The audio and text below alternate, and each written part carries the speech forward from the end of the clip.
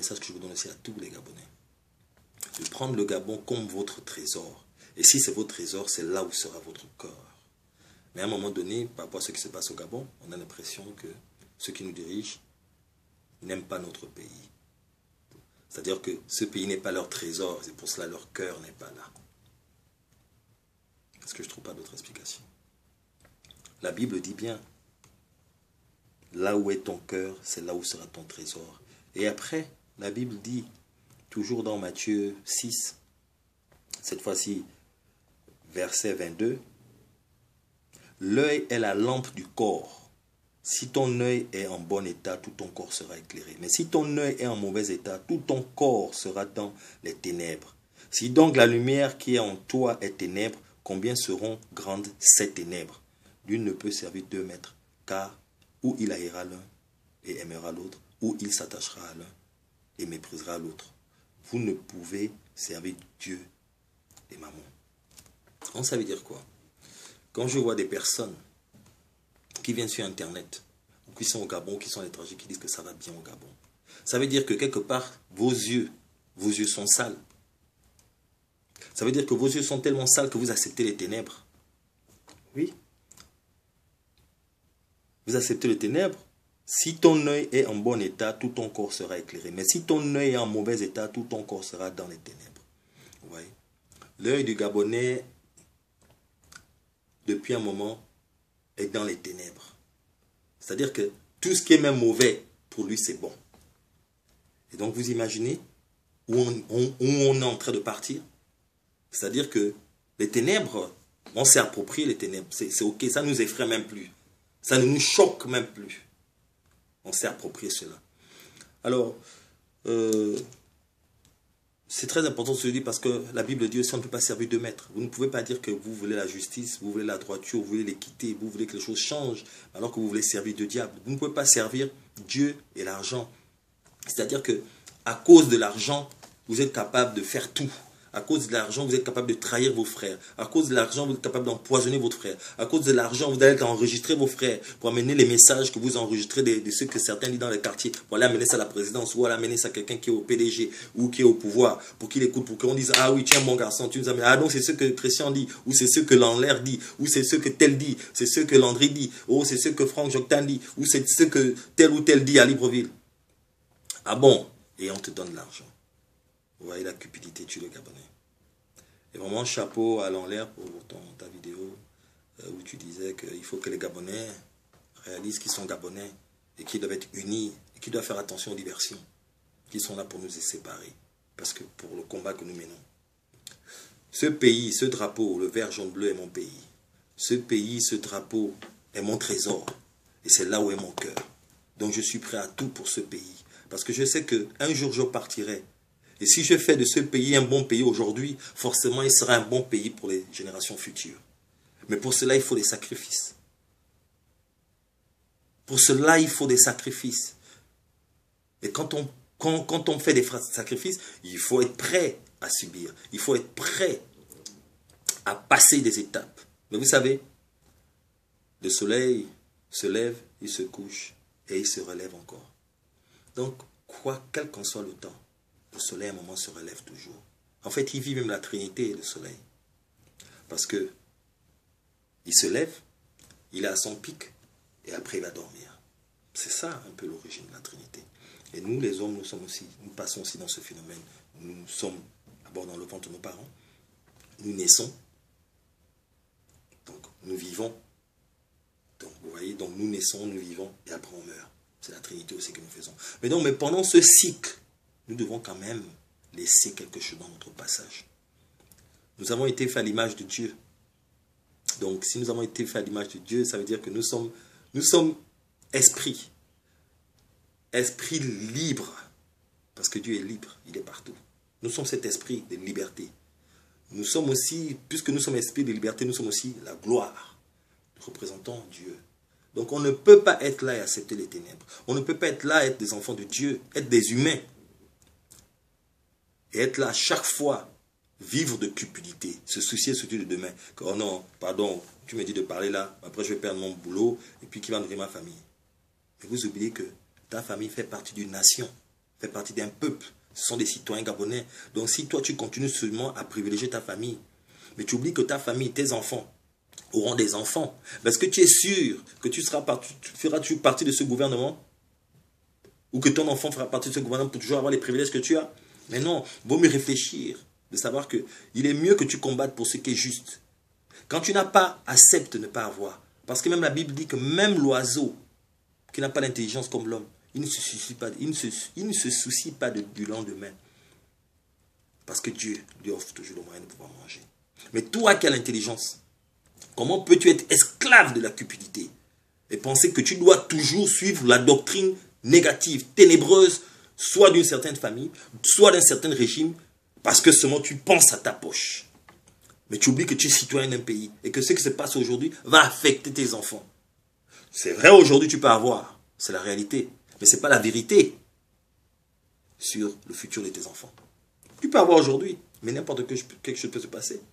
Et après, ces enfants-là n'auront plus les mêmes privilèges. Alors, si tu te bats pour ce qui est juste, et tu défends ce qui est juste, même si tu es dans le camp qui opprime, après, il y aura l'équité. Il y aura ce qui sera distribué et rétribué pour tout le monde.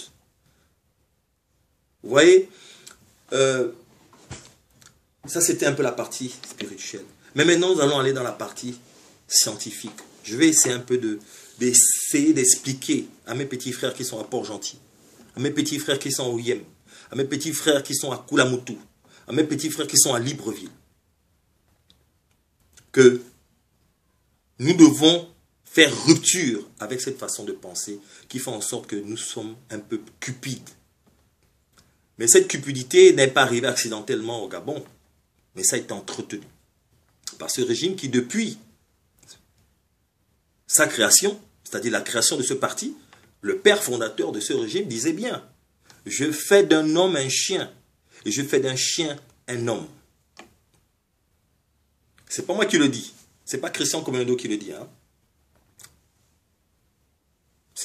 Je le prends du père fondateur du PDG qui disait bien: je fais d'un homme un chien et je fais d'un chien un homme. Et il disait aussi: le chien aboie, la caravane passe. Nous avons grandi avec tous ces attributs. Mais le chien, c'est qui? Quand il dit le chien aboie, la caravane passe, le chien, c'est les Gabonais. La caravane, c'était lui et son système et son régime. Et quand il disait: je fais d'un chien un homme et un homme un chien, c'est-à-dire, à un moment donné, vous regardez, vous réalisez que la vérité blesse, hein, excusez-moi ce que je vais dire, mais c'est la vérité. La vérité, c'est que les chiens, c'était qui? Ils considéraient les Gabonais comme les chiens qu'ils transformaient en hommes.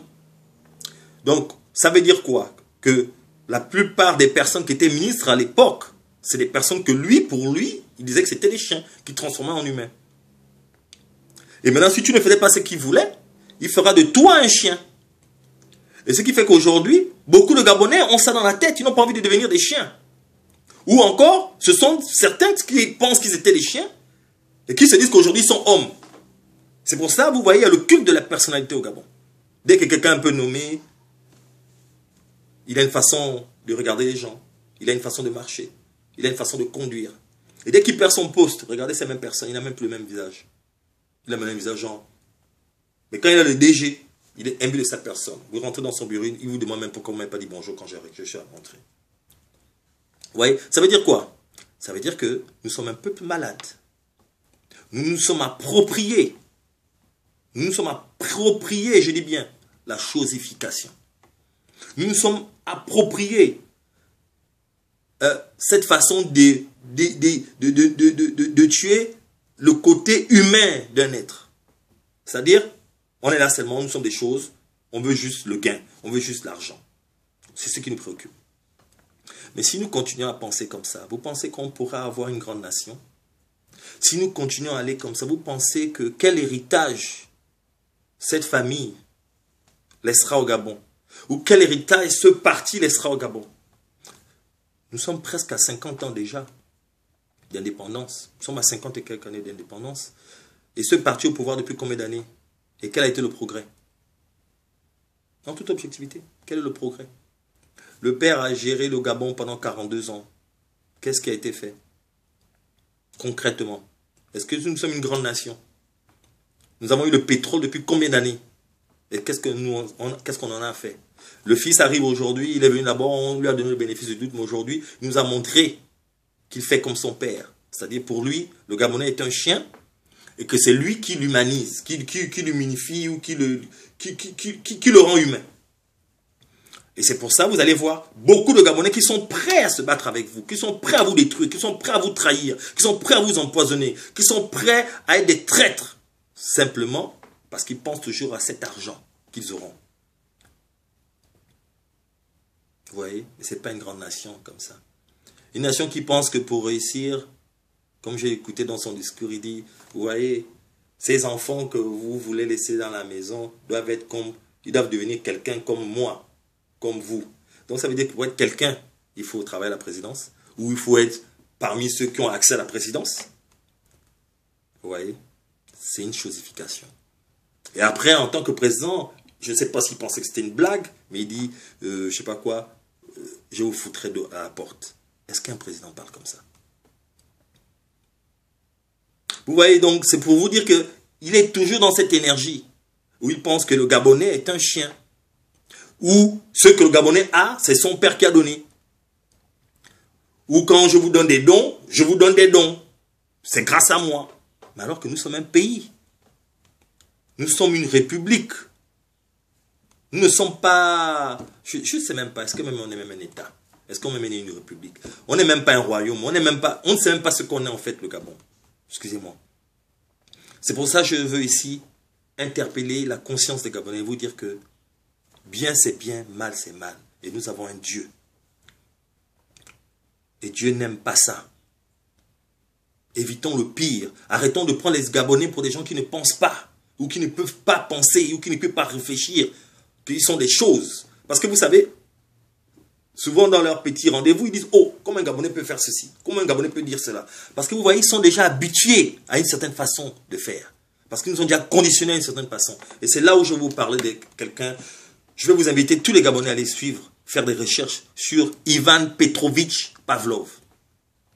Ivan Petrovich Pavlov, il a travaillé sur le conditionnement humain.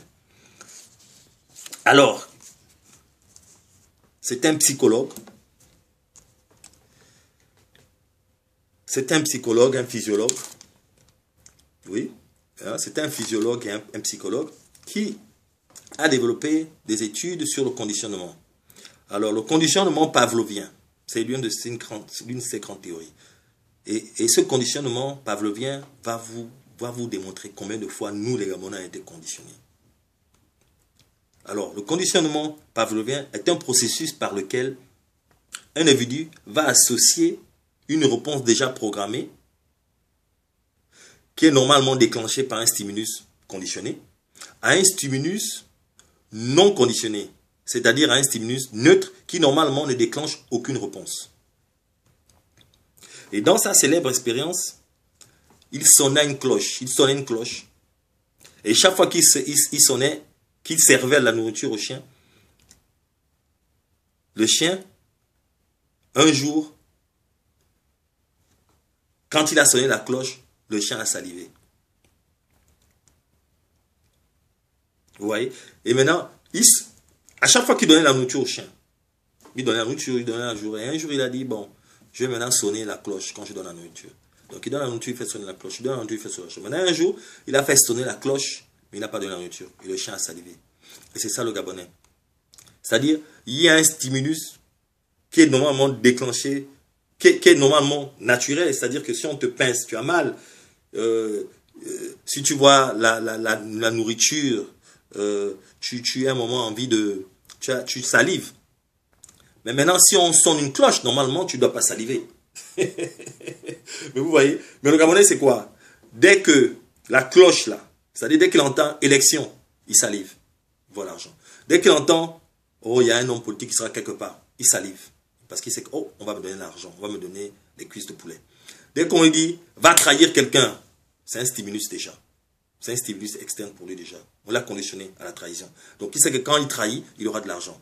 On lui dit, va dire que c'est rouge alors que c'est blanc. C'est un stimulus. Il est content. Oh oui, je suis parmi les personnes qui vont aller dire que c'est rouge alors que c'est blanc. C'est un stimulus déjà, un condition. Il a été déjà conditionné à cela. Et vous voyez, c'est très dangereux. Ça veut dire que nous sommes un peuple malade. Le Gabonais est malade. Parce que vous savez, on dit souvent, les Occidentaux nous disent souvent, mais ces Africains, vraiment, ils font des choses qu'on ne comprend pas. Mais comment voulez-vous qu'on nous considère comme des êtres humains, comme des humains, s'il y a des choses devant lesquelles on devrait réagir qu'on ne réagit pas? C'est-à-dire que si tu voudrais qu'on te considère comme un être humain, comporte-toi en être humain. Si tu ne veux pas qu'on te considère comme un singe ou un chien, ne te comporte pas en chien ou singe. Vous comprenez? Mais jusqu'à quand voulez-vous tolérer des choses qui sont intolérables? Alors que nous avons des enfants. Moi aujourd'hui j'ai 43 ans. J'ai des enfants. Mais je n'accepterai pas que ces enfants-là vivent comme nous vivons. Où à un moment tu es obligé de te taire. Mais tu souffres. Pendant que tu te tais, tu souffres. Et tu es obligé d'être hypocrite. Donc, le pays te conditionne à être hypocrite. Et c'est ça le Gabonais. C'est un peuple d'hypocrites. Vous pensez que ça fait un peuple fort? Regardez le peuple français. Regardez le peuple américain. C'est-à-dire que le peuple a déjà une certaine attitude. Il y a des choses qu'il ne peut pas tolérer, qu'on ne peut même pas tenter de lui faire. Regardez un peu le scandale en ce moment avec Hillary Clinton.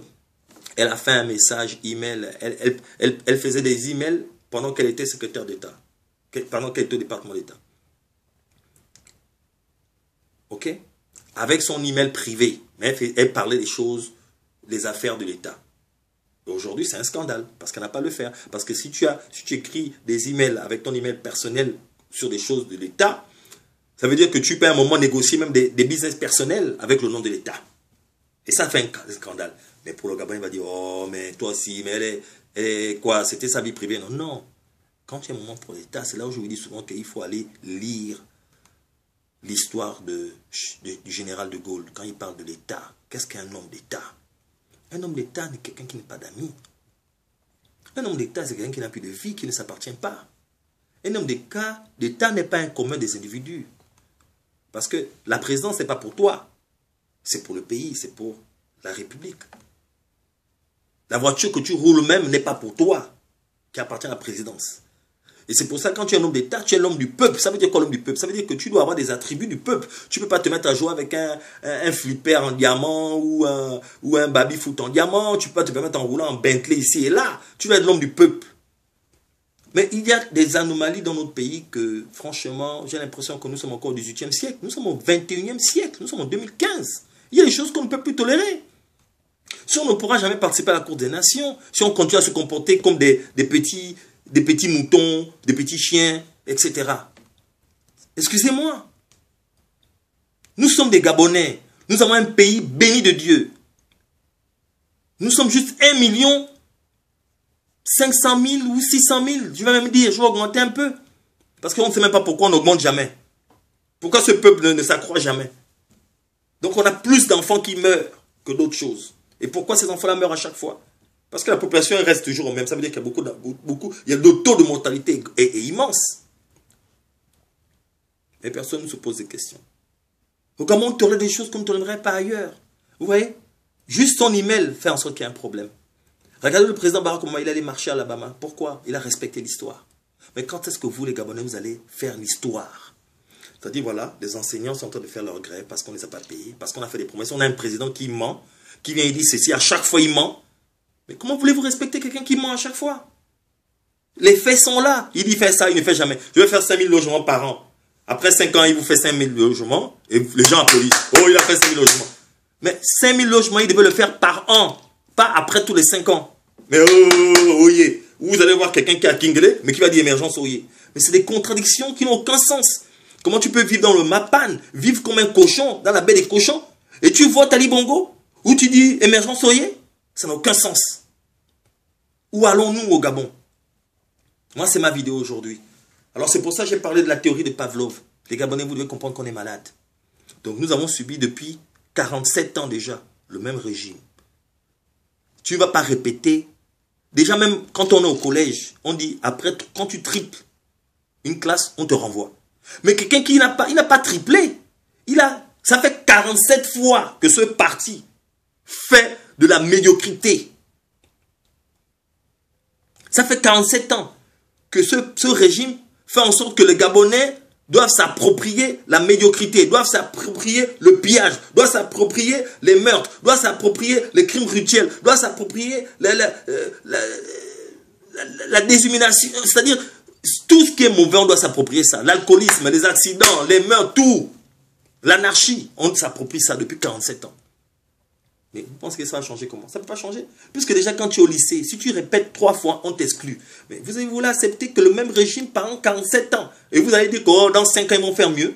Donc moi, pendant 47 ans d'âge, si j'avais 47 ans, ou si je faisais une bêtise pendant 40 ans ou 47 ans, vous allez penser que c'est quand je vais arriver à la 5e année, 50e année, que je ne vais plus faire la même bêtise?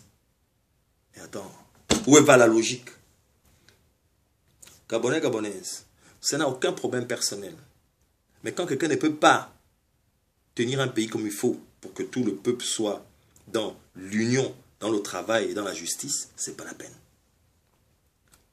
Moi j'ai vu, vous savez, on vous parle du mail seulement, du petit mail de Mme Hillary Clinton qui lui met des problèmes. Mais moi j'ai vu au Gabon, comme vous avez vu au Gabon, Michel Ogananga qui a mis sur Facebook, tuez les fangs. Tuez les fangs.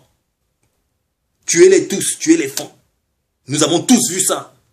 Un collaborateur du président de la République, quelqu'un qui est dans sa communication, la présidente de la République. Et il est toujours à côté du président. Il est toujours en communication. Il n'a pas été extradié, il n'a pas été renvoyé.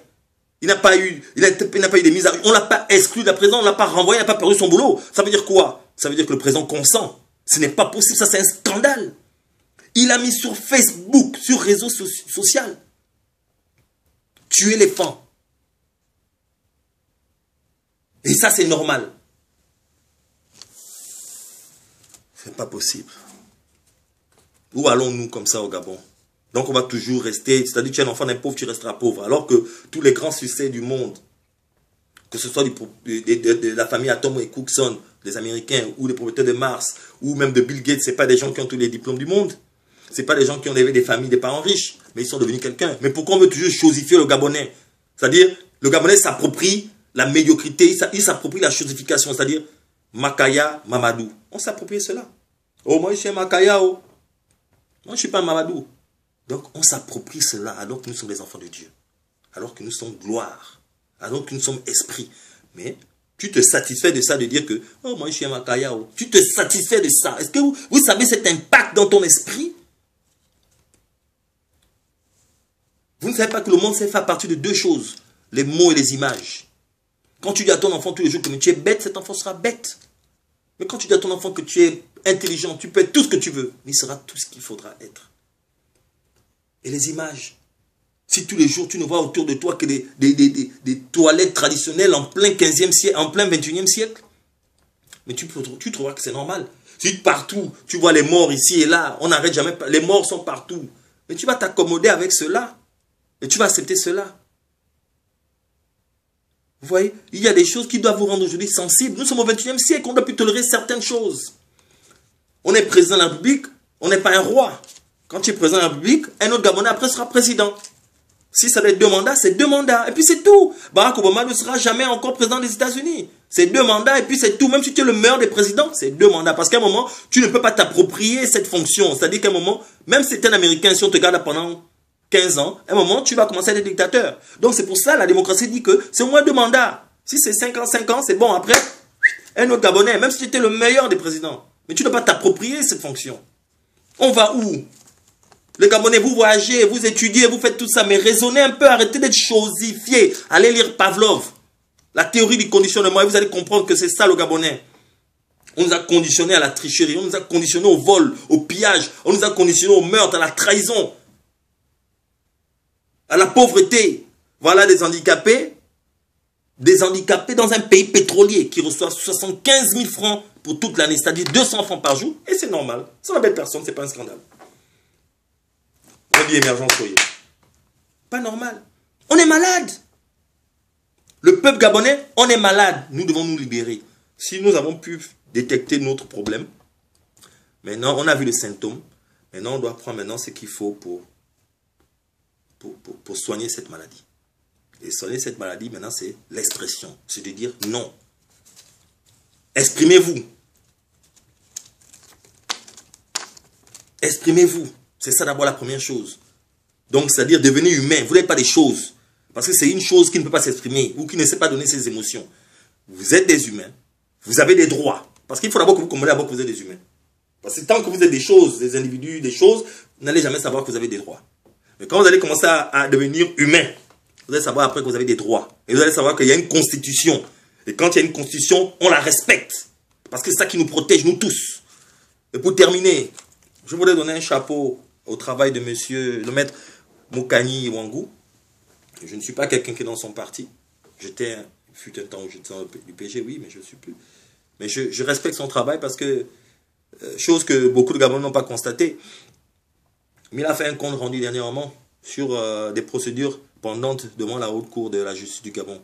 Savez-vous qu'au Gabon, il a constaté qu'au Gabon, que la haute cour de justice en tant que juridiction ne peut pas être composée. Pourquoi?